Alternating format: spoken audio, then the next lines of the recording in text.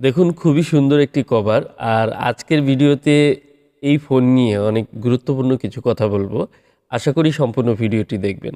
তো আজকের এই ফোনটি সাধারণত যে ডেড মোডে থাকা ফোনগুলোর মতোই এটিও একটি ডেড ফোন। তো এই ফোনটি পাঠিয়েছেন আব্দুল্লাহ ভাই সাতক্ষীরা থেকে। বাংলাদেশের বিভিন্ন জায়গা থেকে আমার কাছে ফোন পাঠান। আর পোকো X3 Pro সহ পোকো ফোনের বেশ কিছু ফোন ডেড হওয়ার পর থেকে অনেকেই কিন্তু এই সিপিইউর কাজগুলো অনেকেই করেন।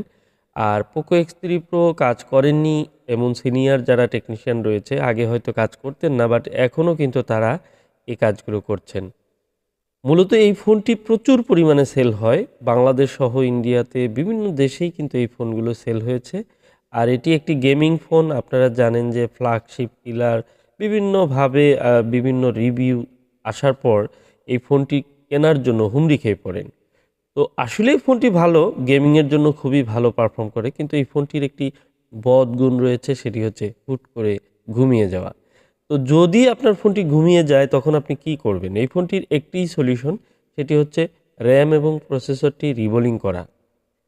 তো র্যাম প্রসেসর রিবোলিং করলেই ফোনটি আবার আগের মতো হয়ে যায়। কিন্তু এই জায়গাতে একটু সতর্কতার সাথে আপনাকে পা ফেলতে হবে।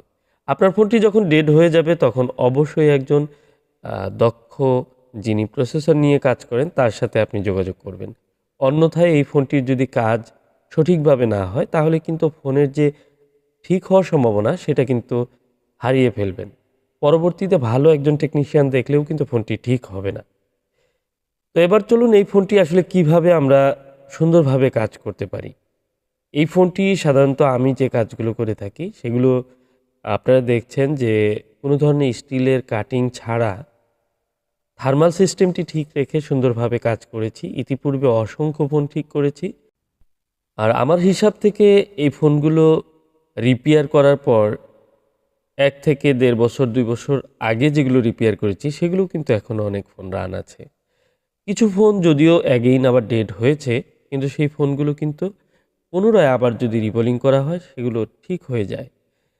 তো আপনার ফোনটি যদি একবার প্রথম পারফেক্টভাবে রিবোলিং করে রিপেয়ার করে নেন তাহলে কিন্তু সেই ফোনটি যদি আপনার কখনো অ্যাগেইন আবার ডেড হয়ে যায় সেটিও কিন্তু রিপেয়ার পসিবল এবং ঠিক আগের মতো ইউজ করতে পারবেন। তো রিপেয়ারের সময় আমাদেরকে বেশ কিছু বিষয় খেয়াল রাখতে হয়। যেমন আমরা যে হিট ব্যবহার করে থাকি, এই হিটটি সহনশীল মাত্রায় যদি থাকে তাহলে চিপগুলো কিন্তু খারাপ হবে না।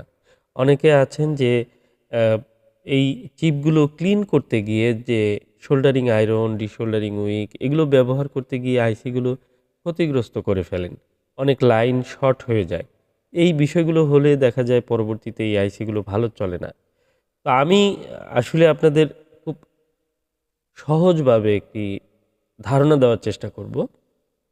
একটি ভবনের বা একটি ঘরের কিন্তু অনেকগুলো খুঁটি থাকে। সেখান থেকে মাঝখান থেকে বা সাইড থেকে যদি ২-১ টি খুঁটি পড়ে যায় বা ভেঙে যায় তাহলে কিন্তু ওই ঘরটি কিন্তু সম্পূর্ণ ভেঙে পড়বে না। আর এই আইসিগুলোর ভিতরেও ঠিক একইভাবে অসংখ্য ট্রানজিস্টর থাকে, অসংখ্য সেল থাকে যেগুলো ২-১ টি ভেঙে গেলে বা কোনো ক্ষতিগ্রস্ত হলে ফোনটি কিন্তু তারপরেও রানিং থাকে। বাট অনেক ক্ষেত্রে দেখা যায় যে আইসিটি গরম হয়ে যাচ্ছে, শর্ট হয়ে যাচ্ছে, ফোনটি রিস্টার্ট করছে, বন্ধ হচ্ছে। এর কারণ হচ্ছে যে খুবই মাইনর ডিজিজ হওয়ার পরেও এই ফোনটি আবার কিন্তু রানিং হয়। তো প্রসেসরের ভিতরে যদি ড্যামেজ হয়ে যায়, ডিজিজ হয়ে যায় তাহলে তো বুঝার কোনো উপায় নেই। কিন্তু আপনাকে সেক্ষেত্রে অবশ্যই কিছু বিষয় খেয়াল রাখতে হবে যে আপনার প্রসেসরটি যেন কোনোভাবে ক্ষতিগ্রস্ত না হয়।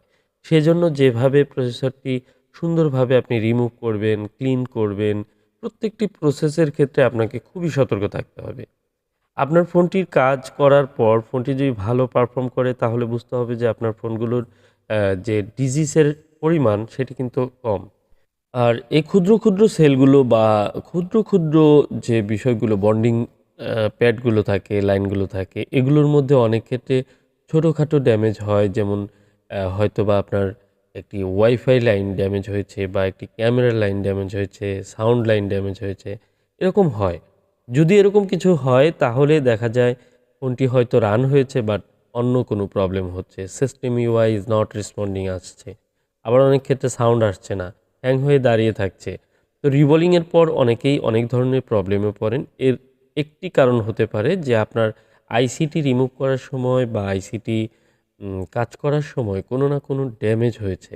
এটা হতে পারে, কারণ ফোন অন হওয়া মানেই যে আপনার আইসি 100% ঠিক আছে এটি কিন্তু বলা যাবে না। আমি কাজ করতে গিয়ে এগুলো বুঝেছি, যেহেতু হাজার হাজার ফোনের প্রসেসরের কাজ আমি করেছি, আপনারা জানেন অসংখ্য ভিডিও রয়েছে আমার।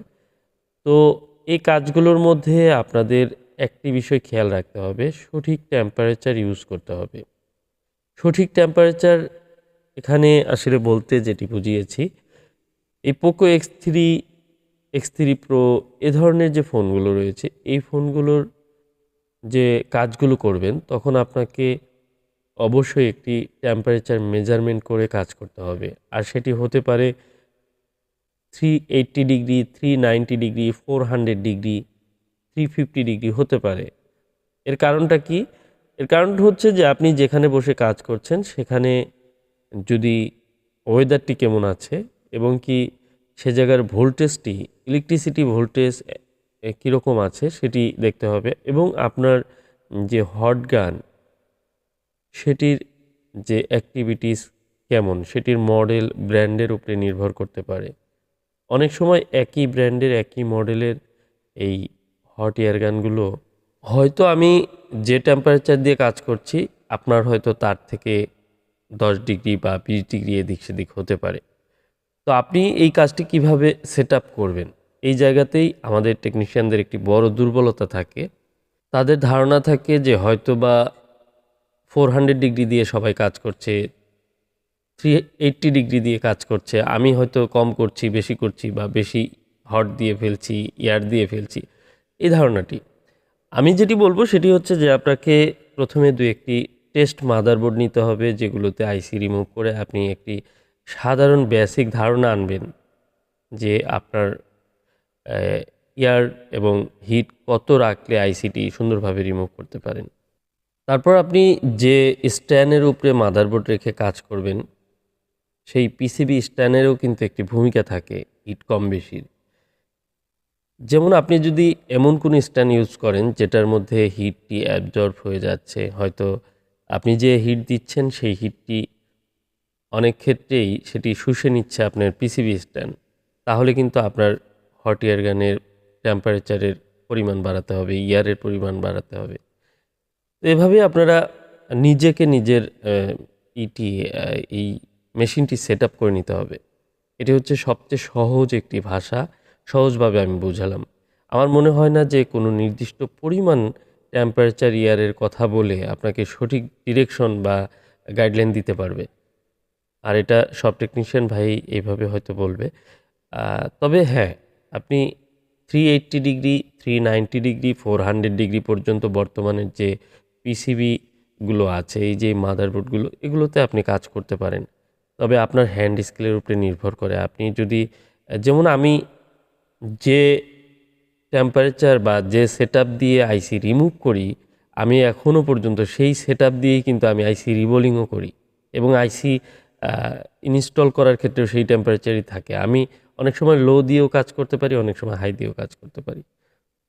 তো এই আমার যে কৌশলটা, এটা আমার কাছে সহজ হয়ে গিয়েছে।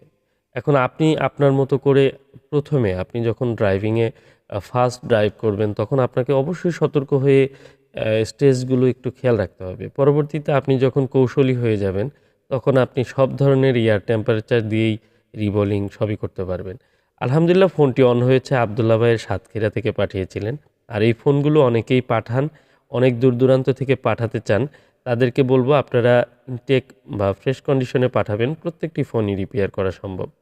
এবং কি বর্তমানে এই ফোনগুলো যারা পাঠান একদম নিশ্চিন্তে আপনার সুন্দরবন কুরিয়ারের মাধ্যমে পাঠাতে পারেন। ফোনগুলো আমি ক্যাশ অন ডেলিভারি করে দেব, আপনারা কুরিয়ার সার্ভিস থেকে চেক করে ফোনগুলো রিসিভ করতে পারবেন। তো যেটি বলছিলাম যে আমাদের টেকনিশিয়ান ভাইরা একটি দুর্বলতায় ভুগেন যে হট এয়ার গান কোনটি ব্যবহার করব, সেটির এয়ার টেম্পারেচার কত থাকবে।